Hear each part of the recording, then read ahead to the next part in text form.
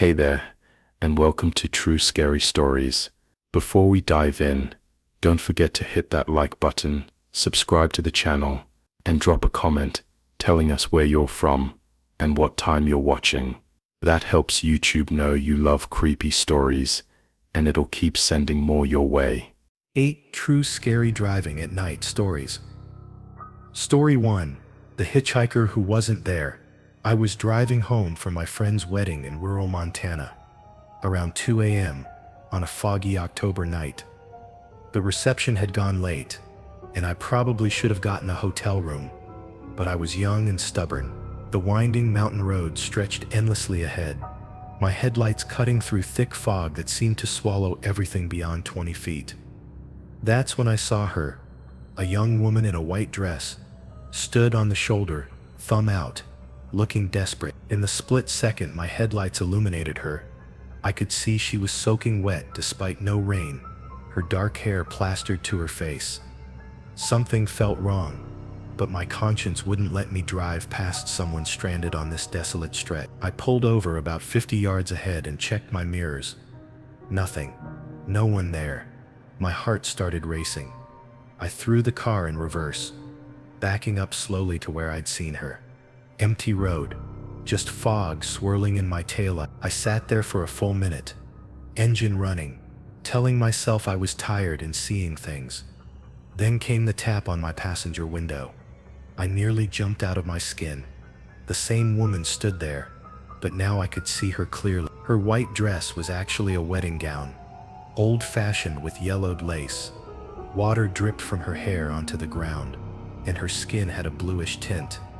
But it was her eyes that made my blood freeze. Completely black, like looking into deep water at night. She gestured for me to roll down the window. Every instinct screamed, not to, but something compelled me. The window came down with agonizing slowness. "I need to get home," she said in a voice that sounded like it was coming from underwater. "Please, I'm so cold." Her breath should have fogged in the chilly air, but it didn't. No warmth came from her at all. "Where do you need to go?" I managed to ask. She pointed ahead into the fog. "Just up the road. You'll know when we get there." Against every rational thought, I unlocked the door. She climbed in, and the temperature in my car dropped at least 20 degrees. I cranked the heat, but it did nothing. She sat perfectly still, staring straight ahead, water still somehow dripping from her dress onto my seat. We drove in silence for maybe 10 minutes. The fog got thicker, and I had to slow to a crawl. My headlights seemed dimmer somehow, like they were being absorbed by something. "Here," she said suddenly. I looked around but saw nothing except fog and trees. "Where?" She pointed to what looked like a gap in the trees I hadn't noticed before. I pulled over, and she got out without a word. She walked toward the trees and vanished into the fog. I sat there shaking, then noticed my passenger seat was completely soaked. The water was ice cold. Curiosity overcoming fear, I grabbed my phone's flashlight and followed where she'd gone. About 20 feet into the trees, the fog cleared, revealing a small cemetery. Old weathered headstones jutted from overgrown grass. I nearly dropped my phone when I saw the newest grave. Sarah Elizabeth Morrison, 1923-1943. Beloved bride, lost on her wedding night. The dirt was freshly disturbed, but the headstone was decades old. I ran back to my car and didn't stop driving until I reached town. The next day, I called the local historical society. They told me about Sarah Morrison, who died in 1943 when her car went off the road during a blizzard on her wedding night. She was found 3 days later in Miller's Creek, still in her wedding dress. They said every few years, someone reported picking up a hitchhiker matching her description on that same stretch of road. But here's what still gives me nightmares.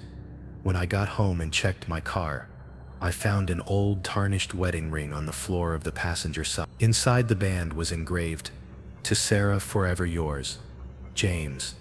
I tried to return it to the cemetery, but every time I go back to that spot, I can never find that gap in the trees again. The ring sits in my drawer now, and sometimes on foggy nights, I swear I can hear someone tapping on my window. Story 2. The Eyes in the Forest. It was my first week at the lumber mill outside Bangor, Maine, and I was working the graveyard shift. The pay was good, but the drive home, through the Appalachian foothills at 4 a.m., was something I dread. 15 miles of narrow, twisting road, through dense pine forest, with no cell service, and maybe one other car, the entire trip. This particular morning was worse than usual. Heavy clouds blocked any moonlight, making the forest on either side of the road an impenetrable black wall. My headlights felt inadequate, like trying to light up an ocean with a flashlight. I was about halfway home when I saw the first pair. Two glowing yellow eyes, about 6 feet off the ground, watching me from the tree line. I slowed down, thinking it was a deer, but as I passed, the eyes followed my car. Deer eyes don't glow yellow, and they don't track like that. A mile later, I saw another pair, then another. By the time I'd driven another few miles, I was seeing eyes everywhere, dozens of pairs, all at the same height, all that same unsettling yellow glow. They lined both sides of the road, like some twisted honor guard. Some followed my car's movement, others just stared straight ahead. My hands were shaking on the steering wheel. I tried to rationalize it. Maybe it was some kind of owl migration, or cats with tepidum lucidum, the reflective layer that makes animal eyes glow. But I'd never seen anything like this. Then I noticed something that made my stomach drop. The eyes were keeping pace with my car. I was doing about 35 mph on the winding road, but the eyes moved through the forest at exactly the same speed. Whatever was watching me was moving parallel to my car, staying hidden in the trees, but never falling behind. I sped up to 45. The eyes kept pace, 50 mph. Still there. I was taking curves way too fast now, my tires squealing, but I couldn't shake them. And there were more now, hundreds of pairs, stretching back as far as I could see in my rearview mirror. That's when I realized they weren't just watching me drive by, they were hurting me. The eyes on the left side of the road started moving closer, pushing toward the road itself. I could see branches moving in my peripheral vision, and occasionally caught glimpses of dark shapes between the trees. Not animal shapes. They moved wrong, too fluid, like they were flowing rather than walking. I floored it, hitting 60 on a road where 35 was dangerous. My car fishtailed around a sharp curve, and I nearly went off the road. In that moment of lost control, I heard them. A sound like wind through the trees, but rhythmic, almost like breathing. It was coming from all around me, from the forest itself, and underneath that, something that might have been whispers, too low and numerous to make out words. The eyes were at the road's edge now, some even appearing to hover over the asphalt in front of me. I had to swerve to avoid them, and each time I did, that breathing sound got louder. Then, just as suddenly as it started, it stopped. The eyes vanished, the sounds died away. I was driving through normal forest again, my speedometer showing I was still doing 60 in the dark. I slowed down, my heart hammering against my rib. I made it home, just as the sun was coming up, and I sat in my driveway for 20 minutes, trying to convince myself I'd been hallucinating from exhaustion. But when I walked around to check my car for damage from my reckless driving, I found something that still haunts me: handprints. Dozens of them, pressed into the dust and pine pollen on every surface of my car. But they weren't human handprints. They were too long, with too many fingers, and they were everywhere. On the hood, the roof, the windows, even underneath on the chassis. Whatever had been watching me from the forest, they'd been touching my car too. I quit the lumber mill that same day and moved back to the city. But sometimes, when I'm driving at night and pass a dark forest, I catch myself checking the tree. And once in a while, usually when I'm tired and the road is empty, I think I see them again. Those yellow eyes watching, waiting, keeping pace.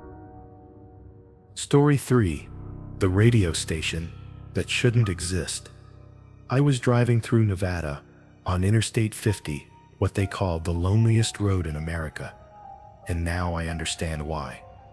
It was around 3 a.m., and I hadn't seen another car for over an hour.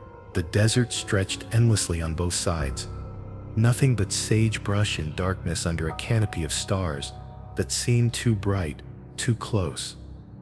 My radio had been picking up static for the last 100 miles, cycling through empty frequencies that hissed and popped. I was getting ready to turn it off when I caught something, a faint signal, playing what sounded like old big band music from the 1940s.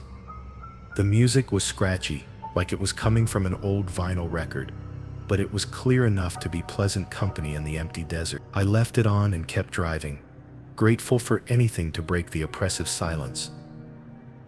About 20 minutes later, the music faded and a man's voice came on. Smooth, professional, the kind of radio announcer you'd hear in old movies. Good evening, night traveler. You're listening to WDTH, broadcasting live from Station 7. It's 3:24 a.m. on this beautiful desert morning, and we've got more music coming your way. But first, let's check in with our traffic report. I thought it was odd. There was no traffic to report on this desolate stretch. But then another voice came on, younger, more energetic. Thanks, Bill. Traffic is light tonight on the loneliest road, but we do have one traveler about 15 miles east of Eureka, driving a blue Honda Civic, license plate starting with 7G. Looks like you're making good time there, friend. Drive safe out there. My blood went cold. I was driving a blue Honda Civic, and my license plate did start with 7G. I looked around frantically. There were no other cars, no buildings, nothing. How could they know? The smooth-voiced announcer came back on. Well, that's quite a coincidence, isn't it? Our night traveler probably thinks we're talking about someone else. But we see you there, friend. We see everyone who drives this road between the hours of midnight and sunrise. I fumbled for the radio dial, trying to change the station, but it wouldn't budge. The frequency seemed locked in place. Now, the announcer chuckled. Don't turn us off just yet. We've got a special dedication coming up, just for you. This one's requested by Sarah, and she says she's been waiting a long time to hear it again.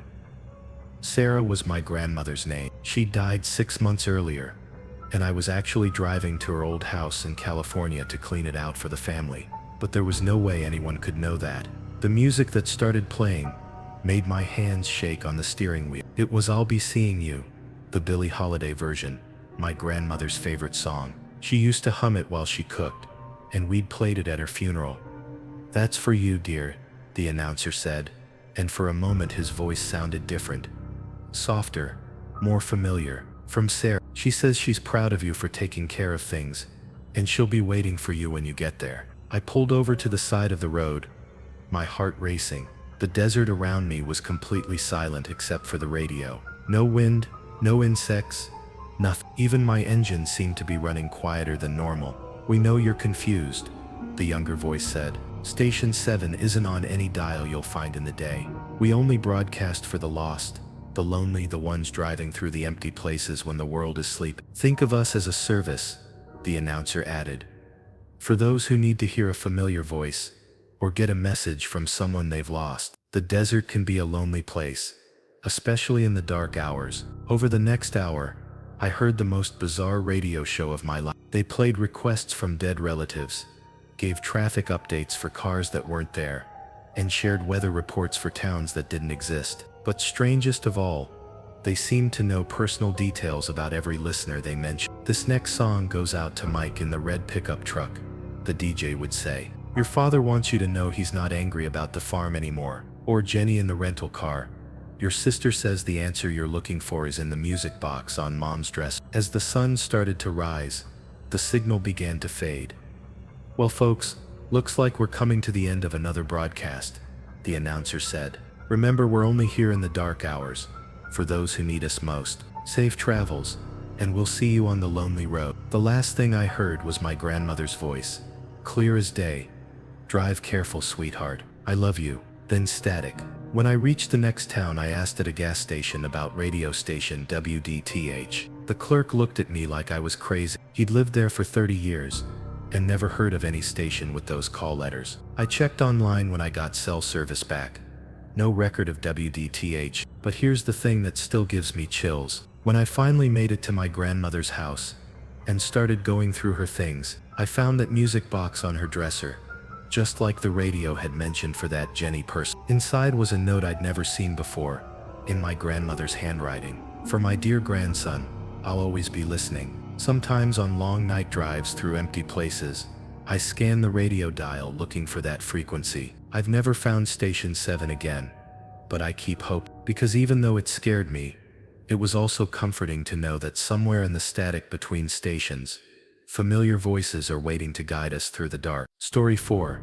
The Shortcut Through Nowhere. I was running late for my cousin's funeral in rural Ohio, and my GPS kept recalculating the route due to construction delays. It was nearly midnight when I took what looked like a shortcut, a small county road that promised to shave 20 minutes off my drive. The road was narrower than expected, barely wide enough for 2 cars, with no shoulder and deep ditches on both sides. Old farmland stretched away into darkness, broken by occasional stands of trees and dilapidated barns that looked abandoned for decades. After about 10 minutes, I realized I hadn't seen a single street sign, mile marker, or even a mailbox. The road just kept going straight through the empty countryside, and my GPS had lost signal completely. My phone showed no bars, not even emergency service. That's when I noticed the car behind me. It had appeared out of nowhere.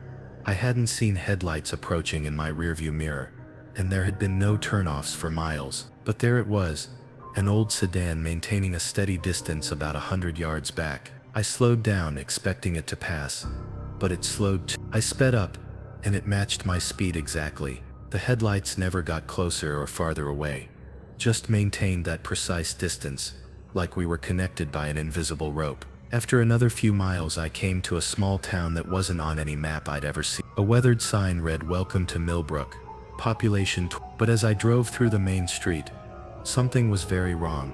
Every building was dark, except for a few flickering streetlights that cast sickly yellow pools on empty sidewalks. The storefronts looked like they were from the 1950s, an old-fashioned barber shop, with a faded pole, a five and dime with dusty windows, a movie theater with a marquee advertising films I'd never heard of. But it was the people that made my skin crawl. They stood perfectly still on the sidewalks, spaced about 20 feet apart, all facing the road. Men in suits and fedoras, women in dresses with their hair in victory rolls, children in suspenders and Mary Janes. None of them moved as I passed. They just watched, their faces pale and expressionless in the streetlight, and they all looked exactly the same age they would have been in night. The car behind me had disappeared, but now there were people in my rearview mirror, standing in the middle of the road, still watching. They didn't follow, just stood there getting smaller in my mirrors until the darkness swallowed them. I drove faster, desperate to get out of that town, but the road seemed to stretch on forever. More people appeared on the sidewalks ahead, the same 1950s clothing, the same ageless faces, all standing at attention like they were waiting for a parade that would never come. Then I saw the diner. It was the only building with lights on, a classic chrome affair with neon signs in the windows. Millie's Diner, open 24 hours. Cars from the 1950s were parked outside, pristine condition, as if they'd just rolled off the lot. My gas gauge was nearly empty, and I hadn't seen a station for hours. Against my better judgment, I pulled into the parking lot. The inside of the diner was exactly what you'd expect from that era. Red vinyl booths, a long counter with spinning stools, a jukebox playing Patsy Cline. But the customers made my heart race. They were all young, maybe in their 20s and 30s, wearing clothes from decades ago. They sat frozen in mid-conversation, coffee cups halfway to their lips, forks suspended over plates of food that looked fresh despite the impossible stillness of the scene. Behind the counter, a waitress in a pink uniform stood with a coffee pot in her hand, smiling at nothing. Her name tag read Millie. "Can I help you, hon?" she asked without moving her lips, her voice seeming to come from everywhere at once. I backed toward the door, but it wouldn't open. The handle turned, but the door was solid as a wall. "You look tired," Millie continued in that ventriloquist voice. "Why don't you sit for a spell? We've got fresh apple pie just like your grandma used to make." The other customers had turned to look at me now, all moving in perfect synchronization. Their eyes were completely black, and their smiles were too wide, showing too many teeth. "We don't get many visitors anymore," one of them said, a man in a gray suit. "Most people don't take this road anymore, but you did. You found us. We've been waiting so long for new company," added a woman in a floral dress. "You'll like it here. Time moves differently. You'll never have to worry about being late again." I tried my phone, still no signal. The battery was draining fast, like something was pulling power from it. In desperation, I threw my shoulder against the door, and suddenly it gave way. I stumbled out into the parking lot and ran for my car. The engine wouldn't start. I turned the key again and again, but nothing. Through the diner windows, I could see all the customers standing now, still smiling, still watching. Then impossibly, my grandmother's voice came through my car radio. "Not yet, honey. It's not your time yet." The engine roared to life. I peeled out of that parking lot and didn't look back. The road out of town seemed shorter somehow, and within minutes I was back on the interstate, my GPS working again, my phone showing full bars. When I finally arrived at my cousin's funeral the next day, I was exactly on time despite my detour. But when I tried to find that county road again, to prove to myself it was real, I spent 3 hours driving every back road in the area. No sign of Millbrook anywhere. The only evidence I have is a receipt I found in my pocket, faded, yellowed paper that reads, "Millie's Diner, Millbrook. Thank you for visiting. Come back soon." The date on it is October 5th. Sometimes I wonder what would have happened if I'd stayed, if I'd sat down in one of those red vinyl booths and ordered the apple pie. Would I still be there frozen in time with all the other travelers who took the wrong road? Or maybe that's exactly what did happen, and I'm still sitting in that diner, dreaming that I escaped. Story 5. The thing that followed me home. I was driving back from a camping trip in the Olympic National Forest, Washington, around 2 a.m., when my headlights caught something crossing the road ahead. It was big, dark, and moved wrong. Not like any animal I'd ever seen. It didn't run, or hop, or lope like a deer or bear. It flowed, almost like it was liquid taking shape as it moved. I slowed down, but by the time I reached the spot, nothing was there. Just the empty 2-lane highway cutting through dense evergreen forest. I stopped and rolled down my window, listening. The forest was completely silent. No insects, no wind, no night birds. Even my engine seemed muffled. That's when I smelled it. A stench, like rotting vegetation, mixed with something else, something dead and wet. It made my eyes water. I rolled up the window and kept driving, but every few minutes I'd catch glimpses of something in my peripheral vision. A dark shape moving between the trees, keeping pace with my car. When I'd look directly, nothing was there. About 10 miles down the road, I saw it again, this time clearly. It stood at the forest edge, just within the reach of my headlights. 8 feet tall, humanoid but wrong in every proportion. Its arms were too long, hanging nearly to the ground, and its fingers, God, its fingers, were like branches, twisted and reaching. Its face was a pale blur with 2 dark holes where eyes should be. I floored the accelerator, and in my rearview mirror, I watched it step into the road behind me. Not running, just walking with those impossible long strides, but somehow keeping up with my car, even as I hit 70 miles per hour on the winding mountain road. My radio began picking up strange signals, voices speaking in languages I didn't recognize, or maybe not languages at all, just sounds that almost formed words. The voices were layered on top of each other, creating a cacophony that seemed to match the rhythm of my heartbeat. Then my phone rang. I nearly swerved off the road. The caller ID showed my own name and number. Against every instinct, I answered. "Pull over," my own voice came through the speaker, but distorted, like it was being played through water. I hung up immediately, but it rang again. Each time, it was my voice saying the same thing.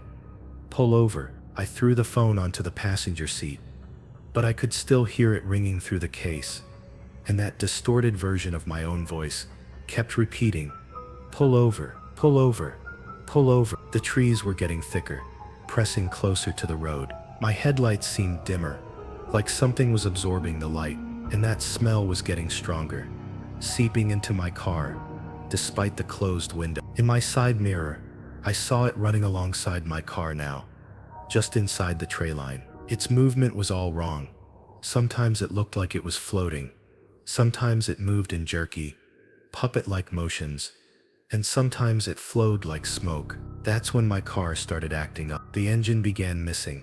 lurching and stuttering. The headlights flickered, the radio went dead, then came back with that same cacophony of almost voices. I was in the middle of nowhere, miles from the nearest town, and whatever was following me was getting brave. It had moved from the mirror to my driver's side window, running in the forest parallel to my car. I could see it clearly now, that pale, featureless face turned toward me, those dark eye holes fixed on my car. The engine gave a final sputter and died. I coasted to a stop on the shoulder, my heart hammering. The headlights went out. In the sudden darkness, I could hear something moving in the forest around me, branches breaking, leaves rustling, and underneath it all, a sound like breathing, but too big, My phone had stopped ringing, but now it was glowing with an eerie blue light. The screen showed a message I hadn't sent.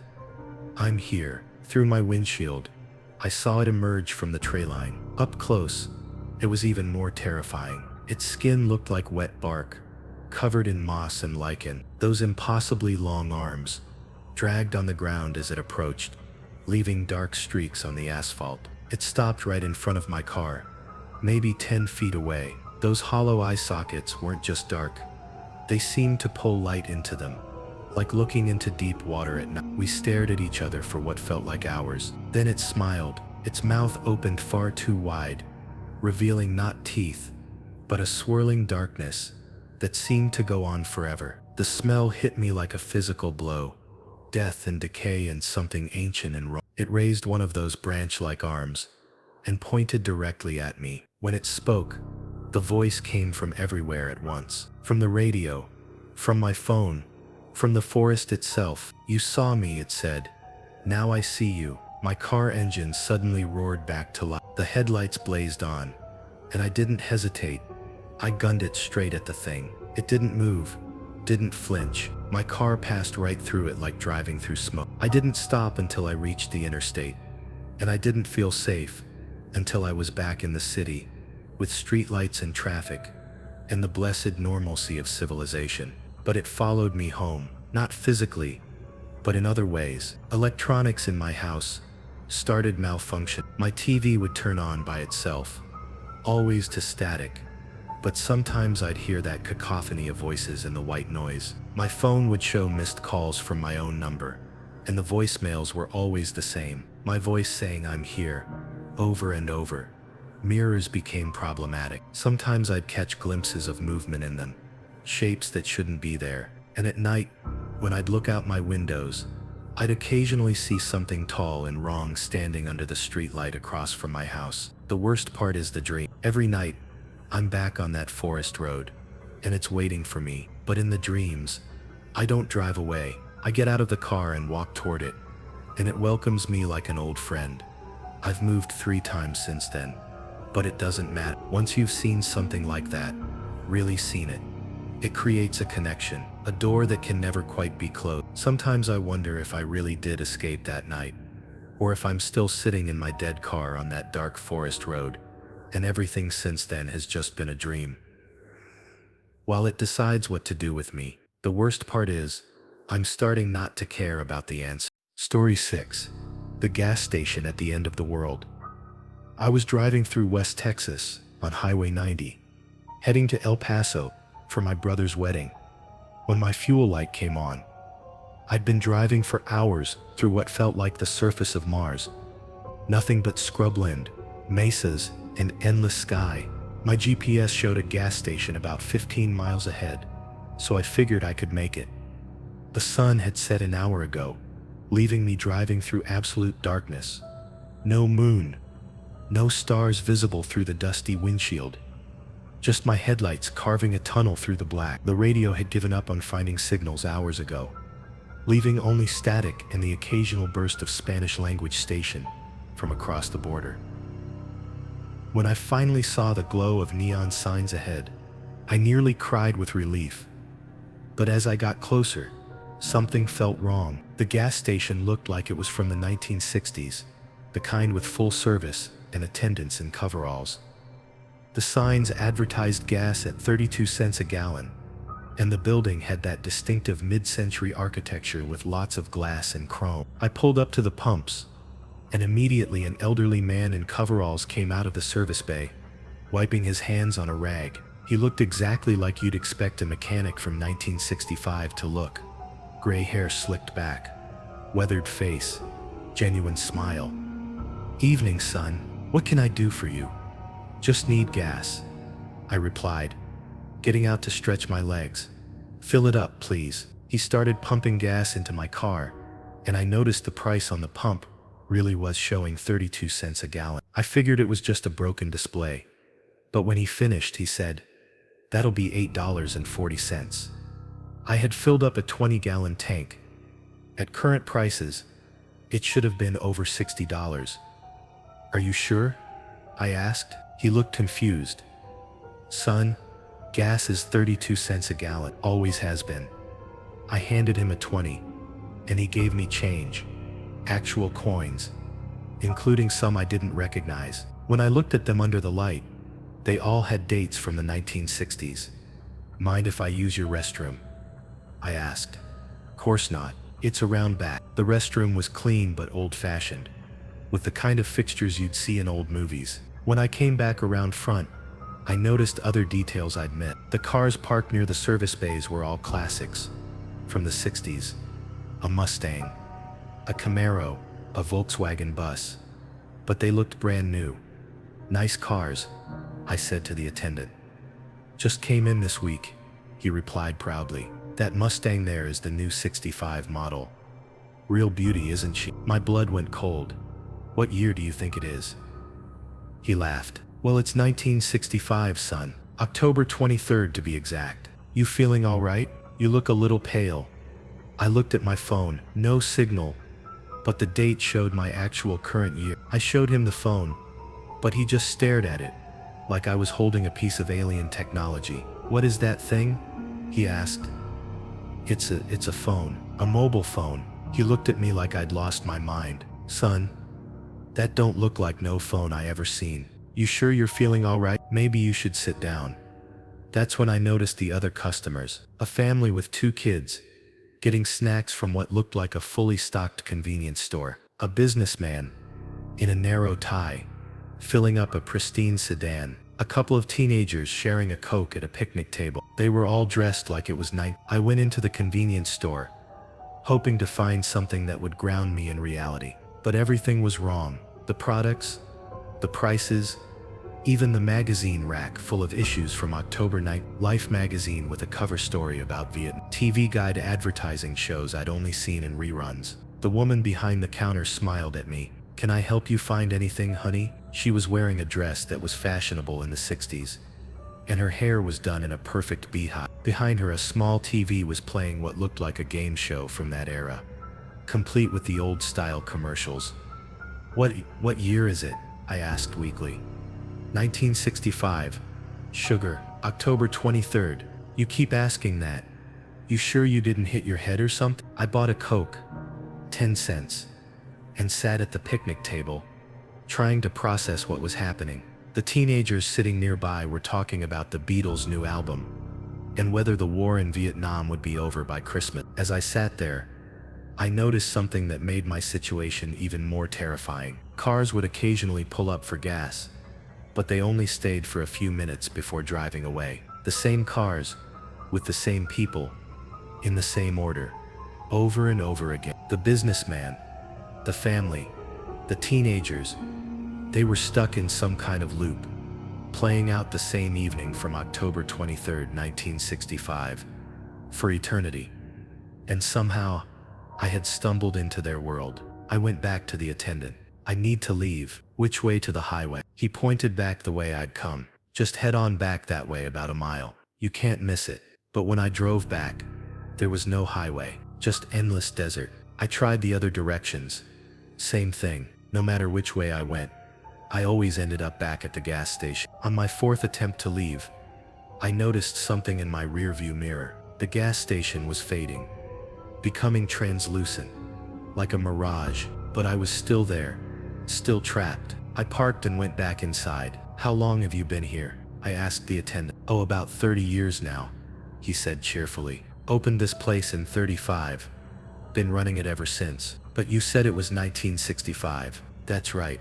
Best year we ever had. Good times, you know? Simple times. Why would anyone want to leave? That's when I understood. This wasn't just a gas station stuck in time. It was a trap.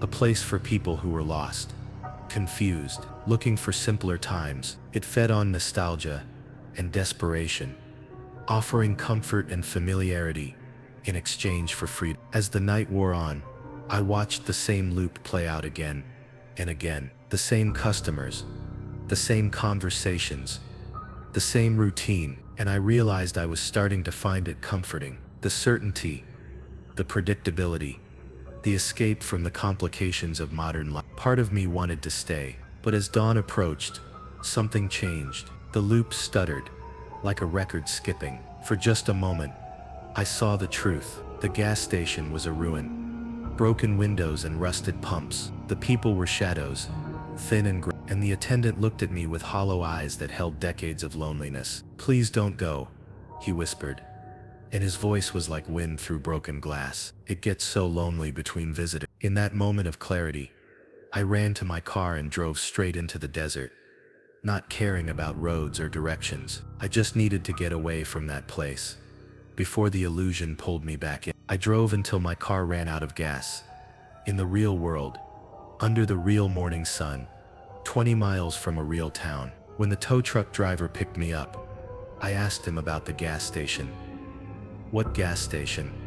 he said. "There's nothing but empty desert out there. Hasn't been a station on that stretch for 40 years, but I still have the receipt in my wallet, faded and yellowed. Chuck's Gas and Service, October 20. Thank you for stopping by. Y'all come back soon." And sometimes, when I'm driving long stretches of empty highway at night, I see that glow on the horizon and feel the pull to stop. The promise of simpler times, of a place where gas costs 32 cents and everyone's problems are small and manageable. The scary thing isn't that the gas station exists, it's how badly part of me wants to find it again. Story 7. The truck that wouldn't stop following. I picked up my new car from a dealership in Denver and was driving it home to Phoenix. A 12-hour trip I'd done dozens of times. It was a beautiful, clear night, and I was making good time on I-25 South, enjoying the feel of the new car and listening to music. Around 1 a.m., somewhere in the empty stretch between Colorado Springs and the New Mexico border, I noticed headlights in my rearview mirror. They'd been there for a while, maintaining a steady distance about a quarter-mile back. Not unusual on a major interstate, even at that hour. But as the miles passed, I realized the truck. I could tell it was a big rig from the height and spacing of the headlights. Never got closer or farther away. I was using cruise control at 75 mph off air, and it matched my speed exactly. I decided to test it. I sped up to 80. The headlights stayed the same distance behind me. I slowed down to 65, then 60, still there, perfectly spaced.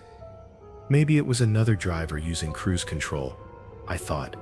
Coincidence.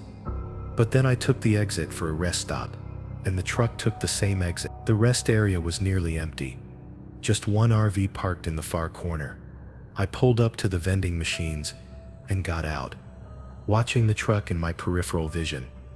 It had pulled into the lot, but stayed near the entrance, engine running, headlights still on. I bought a Coke I didn't want and pretended to check my phone, stealing glances at the truck. From what I could see, it was an old Peterbilt, probably from the 80s, with a dark cab and no trailer, but I couldn't make out the driver through the glare of the headlight. After about 5 minutes, I got back in my car and returned to the highway. The truck followed, falling back to that same precise distance. Over the next 100 miles, I tried everything. I changed lanes repeatedly. The truck changed with me. I took random exits and got right back on.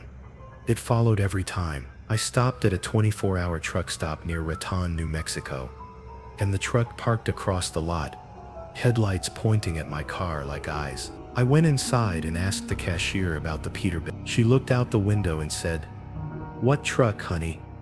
I pointed, but the truck was gone. I ran outside, looking everywhere, but it had vanished. The parking lot was empty except for my car and a couple of semis parked way in the back. near the relieved but confused, I got back on the road. Within 10 minutes, the headlights reappeared in my mirror. By now, I was genuinely scared. I called 911, but the dispatcher said unless the truck was actively threatening me or driving dangerously, there wasn't much they could do. Maybe it's just someone going the same direction, she suggested. For 300 miles, I asked. Some truckers run long routes, sir.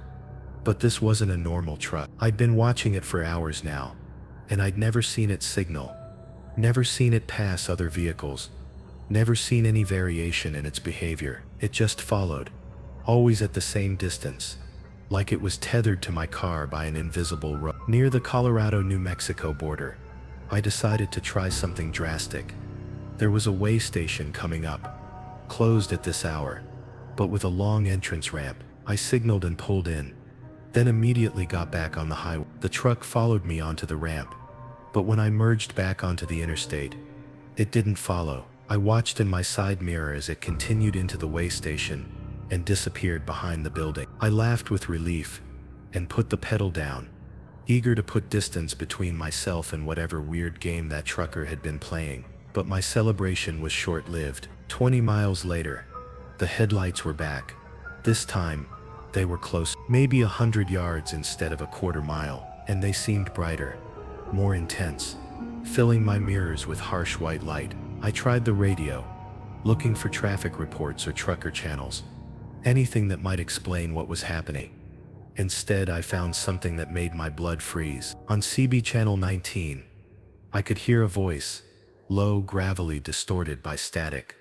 "You can't outrun what's already caught you," the voice said. "You can't hide from what's already found you." I grabbed my CB radio. "Who is this? What do you want?" Silence for a moment, then look in your mirror. Really look. Against my better judgment, I adjusted my rearview mirror and stared at the headlights behind me. For just a second, they seemed to flicker, and in that brief darkness, I saw something impossible. No just 2 points of light floating in empty space, like eyes in the darkness. When they flickered back on, the truck was there again, but closer now, maybe 50 yards. "You see me now," the voice crackled over the radio. "You understand." "Understand what?" I shouted into the handset. "Some roads don't end where you think they do. Some drivers never reach their destination. Some trips last forever." The headlights were getting closer. 30 yards. 20. 10. I could see the truck clearly now in my mirrors, or what I thought was a truck. The shape kept shifting, sometimes looking like a Peterbilt, sometimes like something else entirely. And the headlights weren't headlights anymore. They were too bright, too white, and they moved independently like they were alive. My speedometer showed I was doing 90 miles an hour, but it felt like I was crawling. The landscape outside my windows had become strange, too uniform, like I was driving through a photograph instead of real desert. That's when I realized the truth. I hadn't been driving for 12 hours. I'd been driving for much longer than that. The sun should have come up hours ago, but it was still the same darkness, the same empty highway, the same mile markers counting down to nowhere. "Welcome to the long road," the voice said over the sea. "Population, everyone who thought they could escape." I looked at my gas gauge, still 3/4 full, just like it had been when I left Denver. My clock showed the same time it had shown hours ago. Even my odometer hadn't moved. The truck was right behind me now, close enough that I could see into the cab. The driver's seat was empty, but something dark and shapeless writhed in the passenger area. And those lights, those things pretending to be headlights, pulsed like a heartbeat. "But I have good news," the voice continued. "You're never alone on the long road. I'll be right here behind you, keeping you company, forever and always." I tried to wake up, tried to convince myself this was a nightmare, but the steering wheel was solid in my hands, the engine noise real in my ears. This was happening. The last thing I remember clearly is seeing a sign ahead. Phoenix, 2047 miles. The same sign I'd seen hours ago. The same distance. I'm still driving, still on I-25 South, somewhere between Colorado Springs and a destination I'll never reach. The truck is still behind me, sometimes close, sometimes far, but always there, always watching. And sometimes when other drivers join our highway in the darkness, I hear that voice on the CB welcoming them to the long road. If you're ever driving alone at night and see headlights that follow too closely, that never pass, that stay with you mile after mile, don't look too hard in your mirrors. Don't try to outrun them, because some trips never end, and some roads go on forever, and there's always room for one more car on the highway to nowhere. Story 8. The Voice in the Backseat. I was driving home from my mother's funeral in upstate New York, taking back roads because I couldn't handle the traffic and noise of the interstate. It was past midnight, and I was emotionally drained from the service and the family drama that followed. I just wanted to get home to my apartment in the city and grieve in peace. The rural highways were deserted, winding through small towns that rolled up their sidewalks after 9 p.m. My headlights cut through fog that had settled in the valleys, making the whole world feel muffled and distant. I'd been driving for about 2 hours when I heard it, a soft sigh from the back seat. My heart jumped, but I told myself it was just the leather seats settling, or air escaping from the heating system. I'd been under tremendous stress, and grief can play tricks on your mind. But then it happened again. Definitely a sigh, human and sad. I pulled over at the next opportunity, a closed gas station with a single flickering streetlight. My hands were shaking as I turned around to check the back seat. Empty, of course, just my overnight bag and some flowers left over from the funeral. I took a deep breath and got back on the road. Stress, I told myself. Exhaustion, the mind processing grief in strange ways. 20 minutes later, I heard her voice. "It's beautiful here," she said softly. I nearly drove off the road.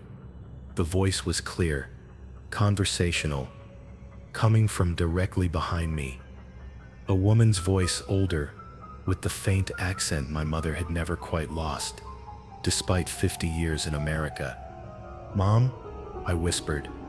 Silent, I pulled over again, this time in the parking lot of a closed diner. I turned on the dome light and thoroughly checked the back seat, the floor, even the trunk. Nothing. But when I got back behind the wheel, I could smell something that made my throat tighten. White Shoulders perfume. The same scent my mother had worn every day for as long as I could remember. "I know you're scared, honey," the voice said as I sat there trembling. "But don't be. I'm just visiting."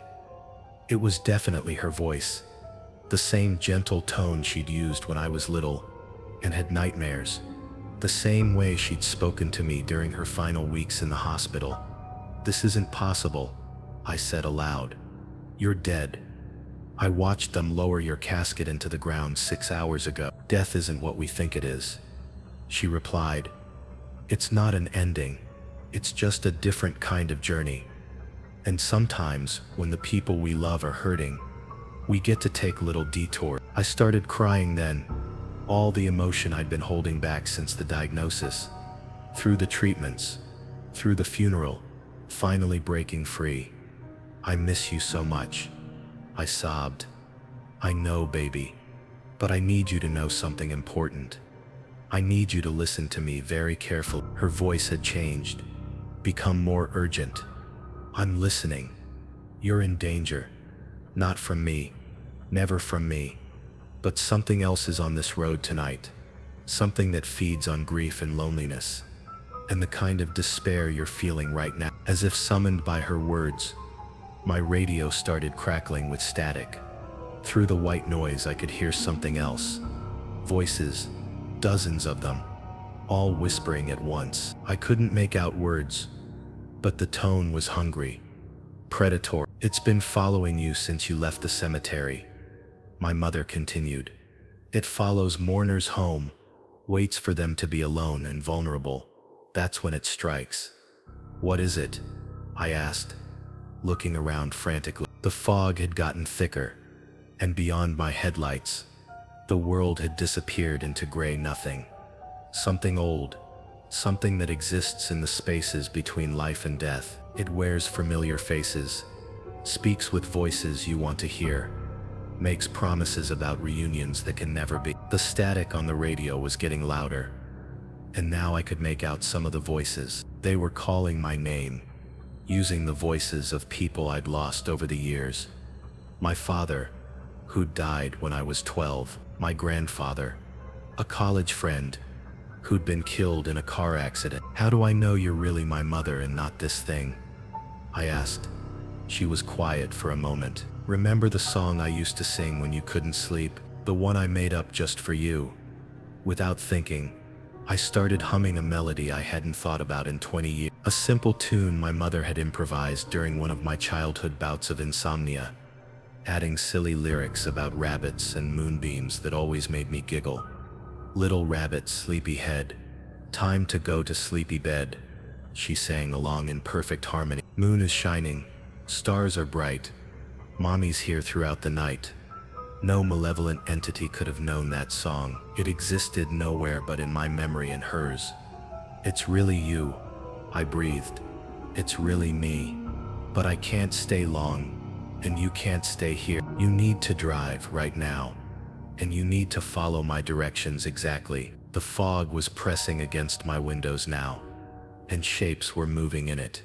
Human figures that appeared and disappeared like mirages. The voices on the radio were getting clearer, more insistent. Come join us, my father's voice called. We've been waiting for you. Your mother's here too, added my grandfather. She wants to see you. But the real voice of my mother, sitting behind me, said firmly, don't listen to them. Start the car and drive straight ahead. Don't stop for anything. I followed her instructions, driving through fog so thick I couldn't see the road lines, but somehow I stayed on course, guided by her gentle directions. Turn left at the next intersection, she'd say. Slow down. There's a curve coming up. Don't look at the figures in the fog. They're not who they appear to be. For an hour, we drove through that supernatural fog, while the radio voices grew more desperate, more angry.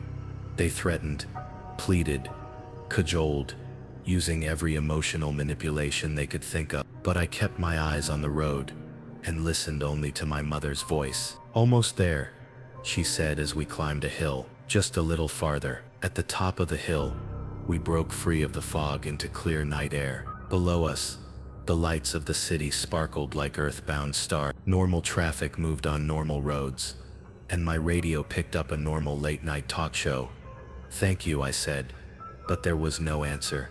I turned around, and the back seat was empty. But on the seat where she'd been sitting, I found something that made me smile through my tears. A single White Shoulders perfume bottle, the travel-size kind she always carried in her purse. When I finally made it home, I called my cousin to tell her about the experience. She listened quietly, then said something that gave me chills. That's strange. When we were cleaning out Aunt Mary's house yesterday, we found a note she'd written and hidden in her jewelry box. It said, if anything ever happens to me, I'll find a way to make sure my boy gets home safe. Love finds a way. I still have that perfume bottle on my nightstand. Sometimes, when I'm having a particularly difficult day, I catch a faint whiff of White Shoulders in the air. And on the really hard nights, when grief threatens to overwhelm me, I hear her humming that silly lullaby about rabbits and moonbeams. She kept her promise. Love did find a way. But I also know that something else is still out there, waiting in the fog for the next mourner driving alone through the dark. And if you've ever lost someone you love, be careful on those empty roads, late at night, because not every familiar voice calling your name has your best interests at heart. Story 9, the road that doesn't exist. I was a long-haul trucker for 15 years before this happened, and I thought I knew every highway, back road, and shortcut between Seattle and Miami.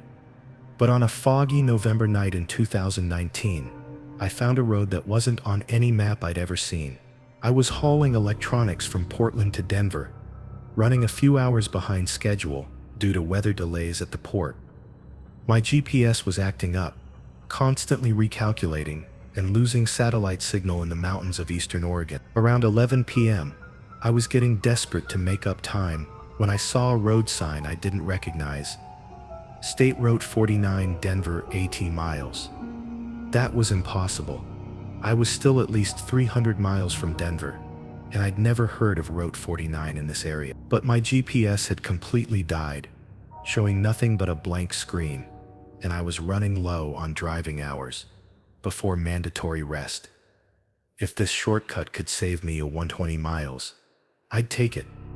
The road started normal enough, 2 lanes of decent asphalt cutting through pine forest. But after about 10 minutes, things felt wrong.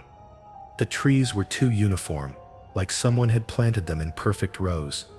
The road was too smooth, with no potholes or patches you'd expect on a state highway. And there were no mile markers, no speed limit signs, no indication of what state I was even in anymore. My CB radio was picking up nothing but static, and when I tried my cell phone, it showed no signal and a battery drain that didn't make sense. I charged it fully an hour ago, but now it was down to 20. After 30 minutes on Route 49, I hadn't seen a single other vehicle. No headlights in either direction. No roadkill. No tire marks on the asphalt. It was like this road had just been built, and I was the first person to drive on it. That's when I noticed my fuel gauge. I'd filled up 200 miles ago and should have been at half a tank, but the needle sat exactly where it had been when I started. I tapped the gauge, thinking it was stuck, but it didn't budge. My odometer wasn't moving either, frozen at the exact mileage I'd had when I turned onto this road. I tried to convince myself it was just electrical problems. Old trucks have issues with gauges and sensors. But deep down, I knew something was very wrong with it. The trees began to thin out, replaced by open farmland that stretched to the horizon. But these weren't normal farms. The fields were perfectly geometric, divided into exact squares and rectangles, planted with crops I couldn't identify. They grew in unnaturally straight lines, and in the darkness, they seemed to shimmer like they were made of metal instead of vegetation. Farmhouses dotted the landscape, but they were all identical. White 2-story homes with black shutters, placed at exact intervals along the road. Every house had lights on in the same windows, the same blue glow of television screens, the same curl of smoke from chimneys.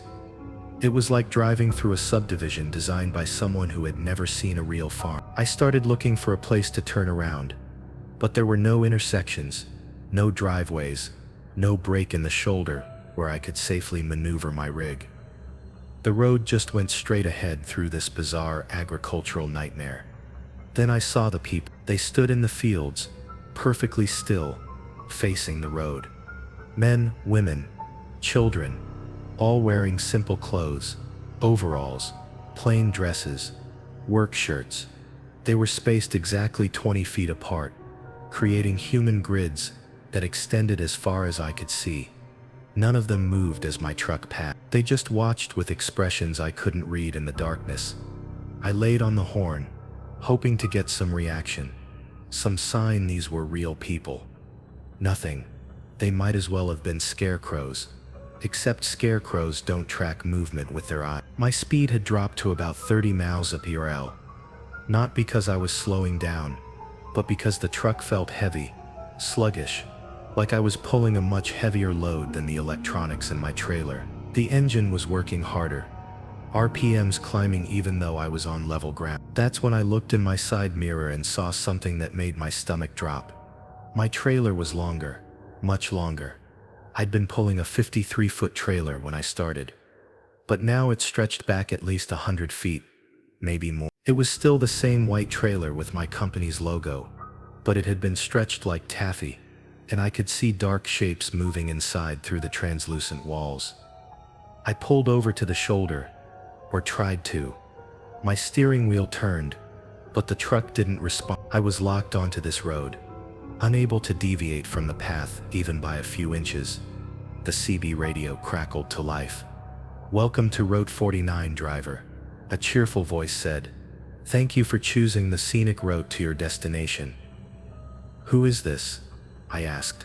"Where am I?" "You're exactly where you need to be," the voice replied. "Route 49 is a special road, designed for special cargo. We're so pleased you decided to join our transportation network. I want off this road. Now," the voice chuckled. "I'm afraid that's not possible. You see, Route 49 only goes in one direction, and you've already committed to the journey. But don't worry, you're providing a valuable service. I looked in my mirrors again. The trailer was even longer now, and I could clearly see figures moving, and human figures, pressing against the walls, their mouths open in what looked like screams I couldn't hear. "What's in my trailer?" I demanded. "Passengers," the voice said. "Lost travelers, like yourself, who found Route 49 when they needed it most. They're being transported to their final destination, and you're their conductor." The people in the fields had moved closer to the road. I could see their faces now, blank, emotionless, but somehow desperate. They were reaching toward my truck as I passed, hands outstretched like they wanted to climb aboard. "Every road needs drivers," the voice continued, "and every transport system needs cargo. Route 49 has been serving this need for decades, moving people from one state of existence to another. You should feel honored to be part of such an important service." My trailer was now impossibly long, stretching back into the darkness like a freight train. The figures inside were more visible, and I recognized some of them. Missing persons from news reports, faces I'd seen on highway billboards, and milk cartons. People who had disappeared while traveling, never to be seen again. "You're collecting dead people," I said. "Not dead," the voice corrected. "Transitioning. There's a difference. And now you're helping them complete their journey." The road began to slope downward, and I could see lights ahead. Not the warm glow of a town, but something cold and blue, like the light from the television screens in those identical farmhouses. As I got closer, I could make out structures that hurt to look at directly. Buildings that seemed to fold in on themselves. Bridges that spanned nothing. Towers that disappeared into the sky. "Your destination," the voice announced proudly. "The depot where all Route 49 passengers transfer to their final connections." I tried everything to stop the truck. Brakes, emergency brake, even shutting off the engine. Nothing worked. The vehicle moved forward on its own power, drawn by some force I couldn't understand or resist. The depot was massive, a sprawling complex of loading docks and warehouses that extended beyond the horizon. Hundreds of trucks were parked in perfect rows, all with trailers of impossible length, all waiting to be unloaded. Workers in identical gray uniforms moved between the vehicles, but their movements were too coordinated, too synchronized to be human. "Please report to loading dock 17, the voice said. "Your passengers are eager to continue their journey." I was guided into position by workers who never spoke, never made eye contact. They began unhitching my trailer, and I could hear sounds from inside. Not screams, but something worse. Resignation. The sound of people who had given up hope. "What happens to me now?" I asked the voice. "You become part of the system," it replied. "Route 49 always needs drivers. You'll be given a new trailer, new passengers, and a new route.